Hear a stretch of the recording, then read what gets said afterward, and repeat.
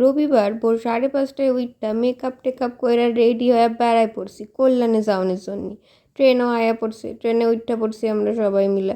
Kalyani audition ছিল বইমেলার, তাই গেছিলাম সবাই মিলে সকালবেলা উইঠ্যা একদম মেকআপ লাগাইয়া মুখের মধ্যে।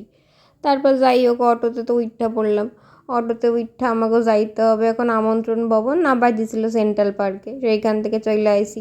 বাকি যে কাজকর্মগুলো ছিল সেগুলো সাইডা একটু ভিডিও করতেছি। এই ডোগেশ ভাইয়ের লাগে ওখানে দেখা হয়েছিল। এই আমাকে অডিশনের জায়গা, ছোট ছোট বাচ্চারা সব নাচ করতেছে, দেখালাও তোমরা। আমাকে টাইম ছিল দেখা একটুখানি ভিডিও করতেছিলাম।